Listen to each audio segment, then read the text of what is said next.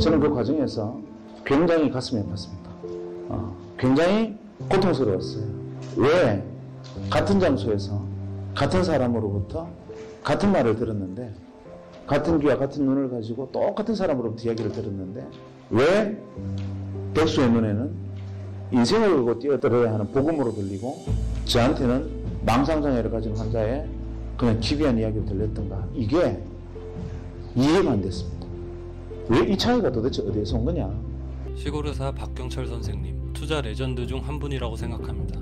외과의사로 업을 시작하셔서 가치 투자와 기술적 분석의 높은 경지에 다다르신 분이다 말씀드리고 싶은데요. 가끔씩 생각날 때마다 보는 명강연인데 여러분들께도 소개해드리고 싶어서 영상을 만들게 되었습니다. 왜 시골의사 박경철 선생님은 이런 이야기를 하셨을까요? 한번 보시겠습니다.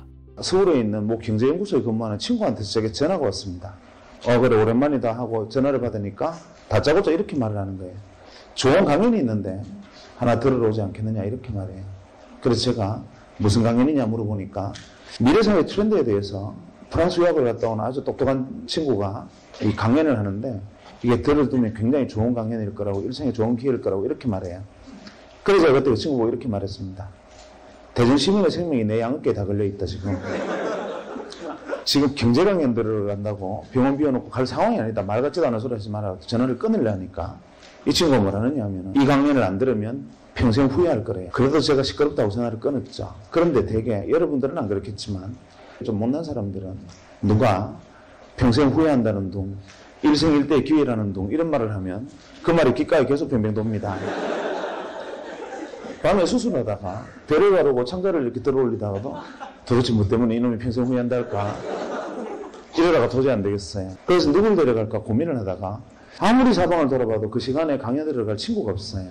수요일 오후 3시에 하는 강연에 참석할 직장 다니는 멀쩡한 친구가 누가 있겠습니까? 그래서 누구를 데려갈까 고민하다가 한 명이 딱 압축이 됐는데 텍사스 주립대학에서 MBA를 마치고 와서 1년째 백수하던 친구가 있었어요. 여러분들은 그거를 잘 이해를 못 하시겠지만 우리는 베이비붐 세대라서 대학 마치고 할 일 없으면 대학원을 가고 대학원 막 갔다 와서도 할 일 없으면 미국 갔다가 그냥 오기 미안하니까 MBA 해서 오는 거, 그 다음에 한 1, 2년 백수하는 게 이게 정통 코스였습니다. 그래서 이 친구한테 전화를 했습니다. 강연 들으러 같이 안 갈래? 저는 그때 놀라운 사실 하나 배웠는데 백수는 보통 사람과 감정 반응이 틀립니다. 우리가 누군가가 자꾸 전화하고 뭐 삐삐하고 핸드폰하고 나를 찾고 부르면 짜증내지 않습니까? 누군가가 자기 이름을 불러주면 오르가즘 느낍니다. 자기 이름을 불러준다는 그 사실만으로 그 사람에게 가서 꽃이 되는 게 백수입니다. 제가 강연 들어가지 않을래 그러니까 언제 어디서 하는 무슨 강연이냐 물어보지도 안 하고 그래 가자 그러는 거예요. 그래서 이 친구 같이 가기로 했습니다. 연구소 강연장에 들었으니까 이 강당보다 한 절반 정도 되는 강당에 좋은 의자들이 한 50개 놓여 있었습니다. 박사급 연구원들이 쭉 앉아 있었는데 저희들은 외부에서 청강에 있으니까 제일 뒤에 앉았습니다.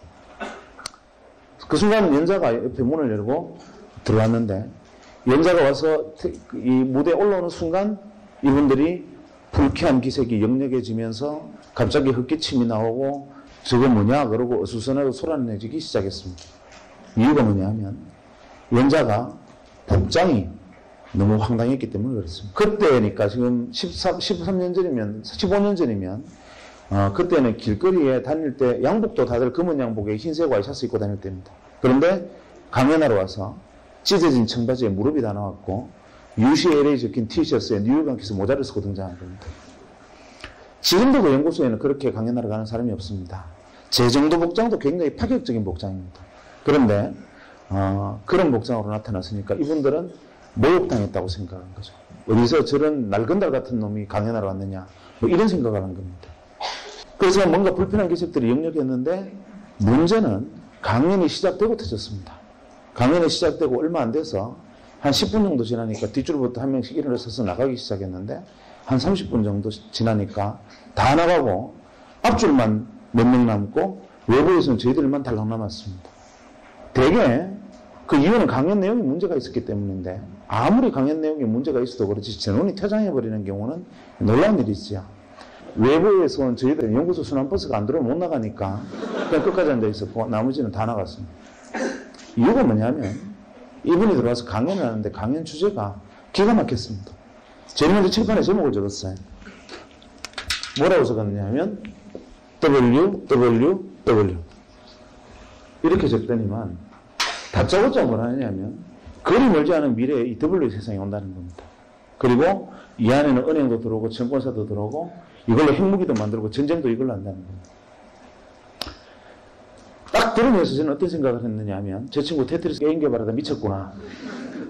혹은 망상장애 같은 정신질환이 있구나 이렇게 생각을 했습니다. 저뿐만 아니라 트렌드나 경제, 그 현상을 연구하는 전문학자들도 저는 저거 과대망상증 환자다라고 배척하고 다 일어나서 나가버렸습니다. 93년도에는 이런 이야기를 하면 그것은 정신병자입니다. 그때 당시에 웨이브의 개념이라는 것은 여러분 잘 모르시겠지만 모자익이라는 것이 그때가 소개되던 시점이었고 그때 그러더라도 이런 그래픽 기반의 웹 서비스가 이루어질 것이라고는 아무도 상상하지 못하던 시절에 이 사람이 조만간에 그런 세상이 온다라고 얘기를 하는 겁니다. 아마 제가 여러분에게 내일부터는 아주대학에서 각자 로켓 추진기를 한 개씩 지급할 겁니다. 학교에서 그거 타고 집에 가십니다. 이렇게 이야기하는 것과 같은 얘기입니다.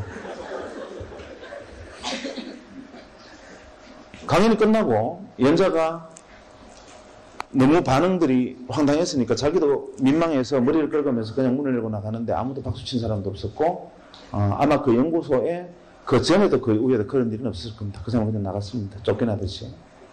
저도 이제 강연이 끝났으니까 저를 초대했던 옆에 연구소 친구 보고 이따위 강연을 들으려고 지금 대전 시민을 내팽개쳐 두고 내가 여기 앉아 있어야 되느냐 항의했더니만 연구소 친구가 자기도 이럴 줄 몰랐대요. 미안하다 이래요. 뭐 할 수 없다 나가서 이제 저녁이나 먹고 놀러 가자 하고 이제 일어서는 순간 갑자기 제 오른쪽에 앉아있던 백수가 자리를 팍 차고 일어서더니만 저보고 빨리 돈 10만 원만 달래요.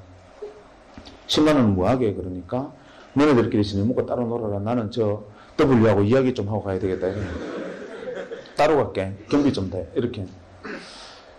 네가 저 사람하고 무슨 얘기를 하느냐 이러니까 강연에 깊은 감명을 받았대. 제가 두 번째 백수에 대한 이해를 했습니다. 백수는 보통 사람과 감정 반응이 틀리는 겁니다. 그래서 제가 백수 보고 이렇게 말했습니다. 내가 볼 때는 니나 자나 상태가 비슷하다. 너네들끼리 이야기해봐 서로 도움 안 되니까 그냥 가서 저녁 먹고 집에 같이 가자. 이러니까 막무가내예요. 그래서 할 수 없이 이 경비 예비를 좀 떼주고 우리는 같이 친구하고 저녁 먹고 저는 그 길로 대전에 내려가 버렸습니다. 그런데 문제의 백수가 어떻게 했느냐 하면 문을 열고 뛰어나가서 이 W가 주차장에서 차를 달리고 시동을 거는 순간 차문을 열어제친 겁니다. 잠깐만요. W가 놀라서 왜 이러십니까? 하고 뒤를 고개를 돌아보니까 백수가 그를 쳐다보면서 이렇게 말했습니다. 저는 W를 믿습니다.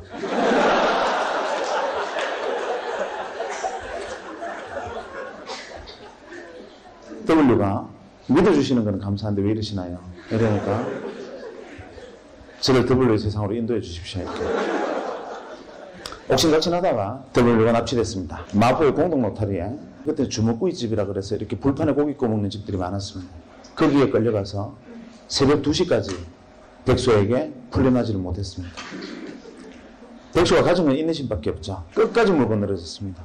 나중에는 W가 제게 원하는 게 뭡니까? 왜 이러십니까? 나 집에 가야 됩니다. 이러니까 백수가 제게 W의 세상으로 뛰어들 수 있는 실마리를 던져주면 놔주겠습니다. 이렇게 된 겁니다. 결국 못 이긴 W가 백수에게 이렇게 하는 것이 어떻게 했느냐라는 조언을 하고서야 풀려났다는 후문이 들려왔습니다.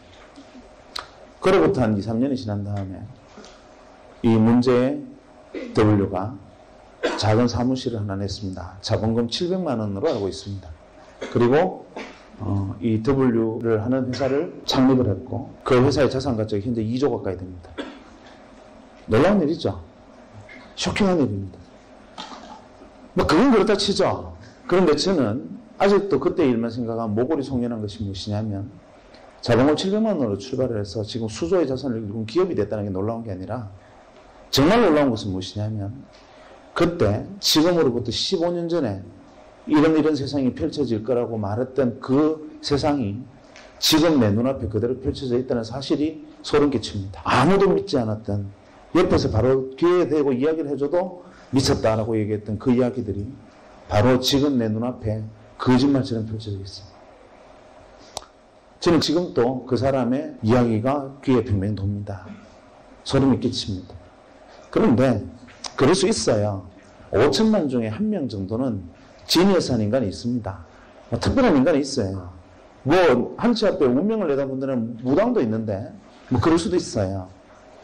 문제는 백수입니다.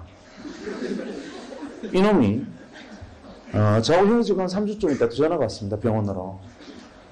전화를 받아 상투적인 인사를 했죠. 그날 잘 내려갔냐?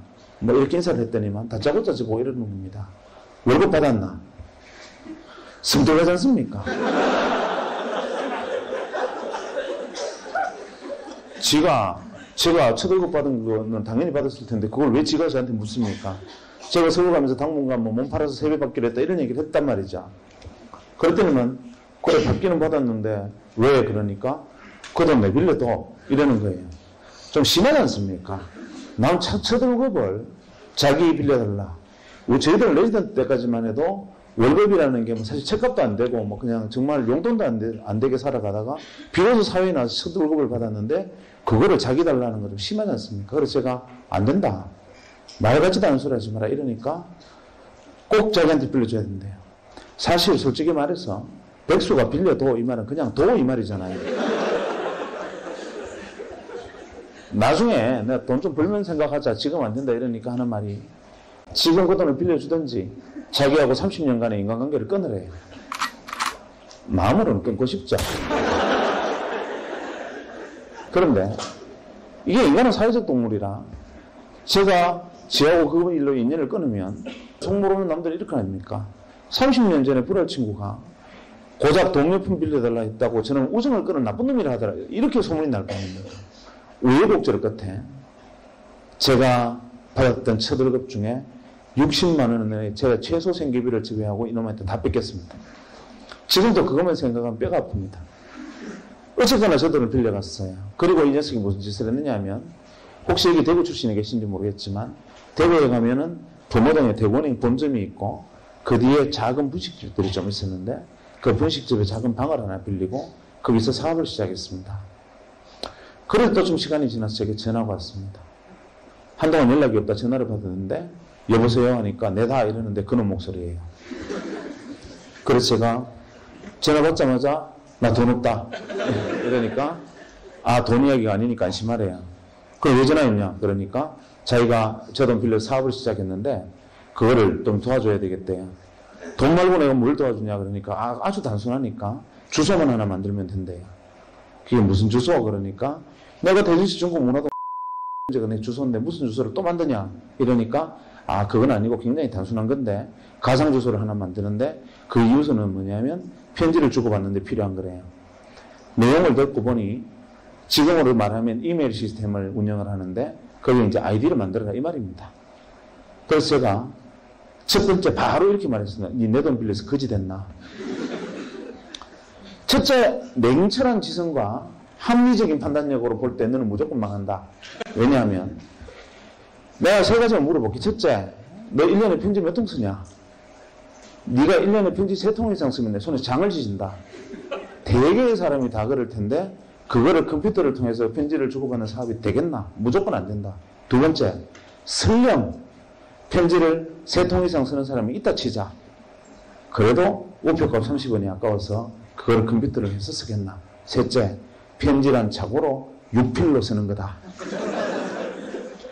이 사업은 무조건 안 되는 사업이다. 하니까 이 친구가 하는 말이 W가 말씀하시기를 에브리바디가 컴퓨터로 편지를 쓰는 날이 온다 했다는 거예요. 그래서 제가 그날 내가 너를 데려간 내 업보다 하고 어쩔 수 없이 아이디를 하나 만들어줬습니다. 그때 만들었던 아이디가 뭐냐면 어펜딕스입니다. 이 어펜딕스는 여러분들은 그냥 금방 떠오르는 게 부록이나 목차라는 뜻을 떠올리겠죠. 제가 이 녀석한테 어펜딕스로 하겠다 그러니까 부록, 목차, 역시 너는 철학적인 놈이야 이러는 거예요. 사실은 어펜딕스는 의학용어로 맹장이라는 뜻입니다.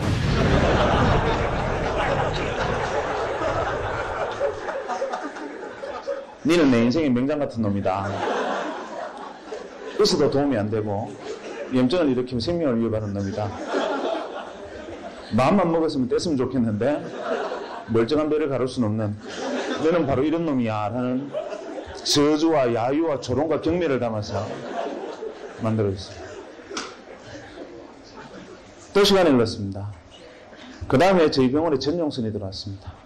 소위 여러분들이 지금 쓰고 있는 메가패스와 인터넷 전용선이 그때 들어왔습니다. 어디에 제일 먼저 들어왔느냐? 종합병원에 제일 먼저 들어왔습니다. 정부기관하고. 그때 정보고속도로 사업 때문에 의료정보산업하고 행정전산망 사업 때문에 정부와 종합병원에 시범적으로 인터넷 전용선들이 깔리기 시작했어요. 책상 위에 정부 지원 컴퓨터도 올라왔고 전용선이라는 게 깔려 있는데 대체 이거는 쓸 데가 없었습니다. 기껏 한다는 게 하이텔 접속하는데 조금 빨랐다는 거, 그 외에는 하등 용도가 없는 그 시전용선이었어요. 그렇게 컴퓨터를 방치해두고 있는 어느 날 자기가 또 백수가 전화와서 뭘 하나 어떻게 해라 해서 그냥 뭐 어떻게 했습니다. 그러고 난 다음에 무심코 하루는 컴퓨터를 딱 켜니까 갑자기 바이러스 먹은 것처럼 크다는 창이 하나 붕 뜨더니만 편지가 왔습니다 하면서 한실령이 이렇게 편지를 흔들어요. 이게 뭐야 하고 클릭을 하니까 동창회 소집 공고 제목이 이렇게 되어 있는데 아 이놈이 한다는 짓이 기껏 한다는 짓이 이거구나 하고 냉소적으로 바라보다가 잠깐 놀랐습니다. 뭐냐면 수신인이 170명 수신인 명단에 170명으로 되어 있어요. 그래서 제가 어라 170명한테 한 방에 다 보낼 수 있으면 이거는 뭐 그런 대로 나쁘진 않네 하고 거기다가 답장하기 기능을 통해서 모두에게 하시겠습니까? 그때만 그렇게 후진적으로 답장하기 모두에게 하시겠습니까? 예 하고 나는 대전에 무슨 병원인데 너네들 어딨니? 하고 보냈더니만 이틀 만에 무려 한 7, 80명의 동창으로부터 편지가 쏟아졌습니다. 나는 뭐 어디에 있다, 나는 정부에 뭐 과천애들청사에 있다 이런 식으로 막 연락이 쏟아졌는데 이거 신기하지 않냐? 되게 반응이 이랬습니다. 알고 보니 백수가 동창회 명부를 들고 정부나 대기업, 종합병원 같은 데 전용선이 들어와 있을 만한 곳에 근무하는 친구들을 일일이 전화를 해서 설명하고 가입하게 하고 그 다음부터 낚시질로 메일을 계속 던지고 있었던 거예요. 저도 덜컥 물었던 거죠. 그날 이후로 저희 병원의 진료가 마비가 됐습니다. 이유가 뭐냐면 저희 병원 직원들한테 소개를 했더니만 다들 메일놀이에 빠져가지고 지금으로 지금 메일을 메신저처럼 사용한 겁니다. 공간호사 어제 저녁에 뽀뽀하는 거 봤다 이러면 선생님이나 신경 쓰세요. 뭐 이런 식으로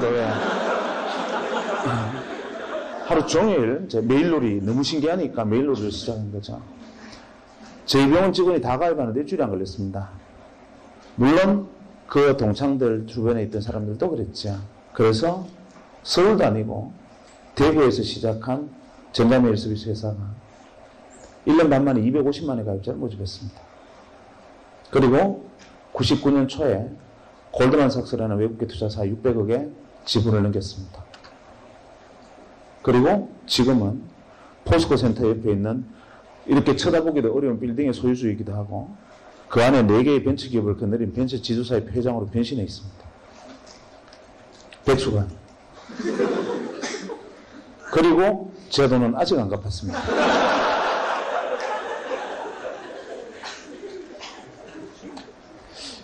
놀라운 일이었죠.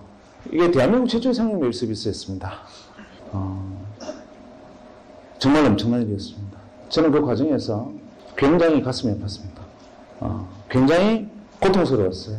옆에 지켜보면서. 왜냐하면 이 친구가 잘 되는 게 배가 아픈 게 아니라 왜 같은 장소에서 같은 사람으로부터 같은 말을 들었는데 같은 귀와 같은 눈을 가지고 똑같은 사람으로부터 이야기를 들었는데 왜 백수의 눈에는 인생을 걸고 뛰어들어야 하는 복음으로 들리고 저한테는 망상장애를 가진 환자의 그냥 기비한 이야기를 들렸던가. 이게 이해가 안 됐습니다.